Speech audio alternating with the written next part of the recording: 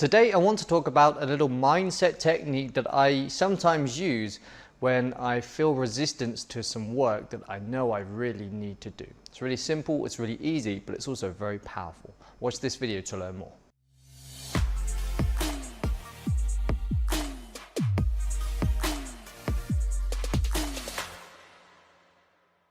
So you've got an important assignment that you need to do. Maybe you need to write a dissertation. Maybe you have to create a sales video or sales page for a product that you spent the last 6 months building. Maybe you're preparing a presentation for work that you need to give in a few days' time. Whatever this thing is, it's on your mind a lot. You've been thinking about it and you know you really have to do it, but you just can't make yourself face up to it. You're anxious about it. Each time you go to sit down and do this thing, your emotions just kick up. You just feel terrible and you'll do anything to push it back further. I'll do it tomorrow. You keep saying this, but tomorrow you know that the same thing will only repeat itself again. This, of course, is resistance, but the good thing about resistance is that you are not alone. In fact, I've been lucky enough to talk to many kind of high performers, if you like, people who are doing some amazing things. And the one thing that's kind of stood out in talking to these people is that it's not whether or not you feel resistance. We all feel resistance, right? It's really how you handle resistance. Do you have the skill to take that resistance and manipulate yourself somehow to do the work anyway, in spite of the resistance? The people that are the most successful, that get the most work done, they have this kind of set of skills that enables them to get started on stuff, even when they really don't want to do it. So here's one weapon against resistance that you can try. If you have a task and you're feeling resistance to it, give this a shot. I call it lowering the diving board. Okay, so why the strange name? Well, there's a story behind this. So imagine I put a plank of wood on the floor in front of you. The wood is, let's say, 20 foot long by 2 foot wide. And I ask you to walk from one end of the plank of wood to the other.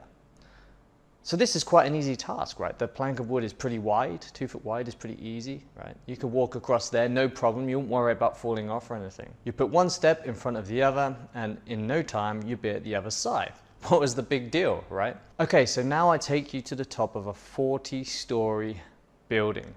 40 stories is incredibly high, in case you've never been up a building that high. It's incredibly high.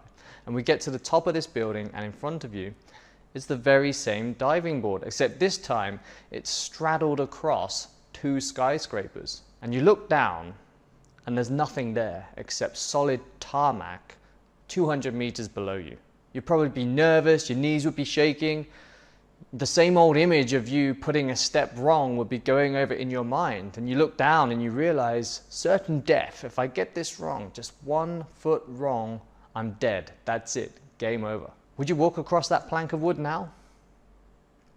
Probably not, right? And if you did, it would take a lot of energy to muster up the courage to do it, right? But why is this? I mean, just a few moments before, you walked across this diving board with no problem whatsoever. You walked from one side to the other and you didn't have any issues. It wasn't even hard for you. So why now are you so worried about it? In short, the difference between the two scenarios is, of course, the cost of failure. When the diving board is on the floor, if you miss a step, it doesn't matter. You just get up and go again. But when you're on top of a 40-story building, if you miss a step there, the cost of failure is huge. You're basically dead. So what I'm saying is, if the cost of failure is really high, it doesn't matter if you know you can do something or if something is within your ability, it's still going to be a recipe for procrastination and resistance. If you're so afraid of failing something, then there will inevitably be resistance attached to it. So the point I'm trying to make is this: sometimes when you feel resistance to doing something, it's because you're so worried, you're so caught up in the fear that you might fail it. The cost of failure is very high to you. And one of the strategies, one of the ways in which you can alleviate this resistance is by lowering or minimizing the cost of failure. Let me give you a real-world example of this from my own life. Okay, so every day I set myself the task of recording one of these videos, and every single day, without fail, I always have resistance to doing it. I never really want to do it. When I kind of looked at why I was feeling this resistance, one kind of big component to this was that I was really anxious and worried that I would produce stuff that wasn't very good, and then I'd have to publish it to my channel and I'd feel ashamed of the work that I produced. Maybe I wouldn't communicate an idea effectively, or maybe my message would be lost. I just wouldn't be very happy with the outcome. The cost of failure to me was quite high. I don't want this kind of stuff on my channel. I want to put my best stuff out on my channel, right? So I know I need to shoot a video every day because I need practice. But how do I reconcile that with this fear of me publishing work that I'm not proud of or that I don't want to publish? Well, the answer is to lower the diving board.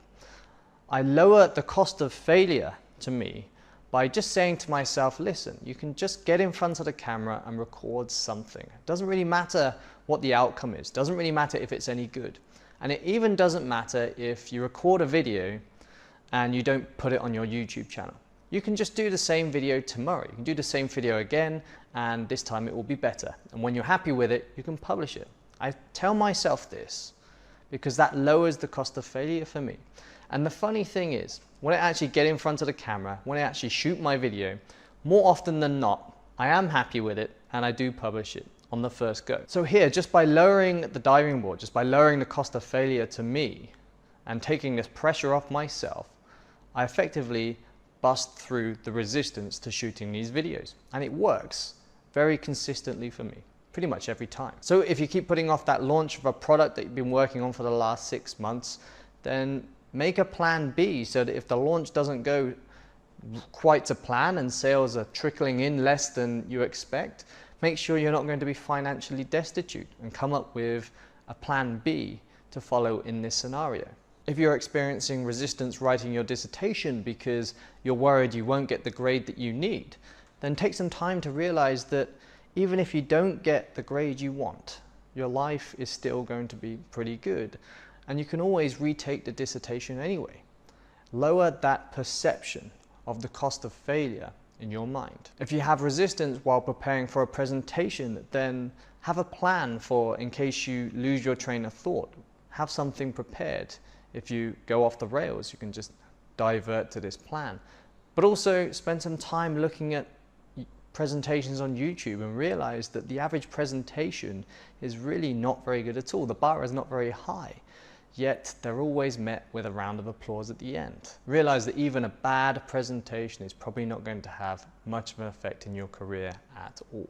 So the key point to take away here is this: the next time you're experiencing resistance, examine what it is.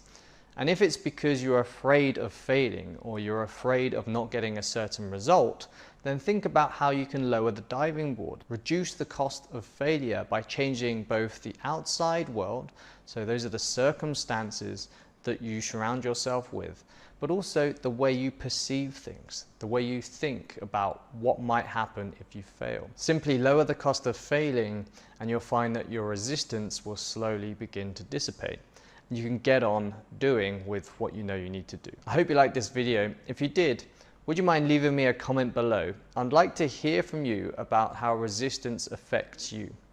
What do you usually experience resistance on? What do you usually procrastinate on? And do you have any go-to techniques or things that you do to bust through that resistance that you're experiencing? Let me know in the comments box below.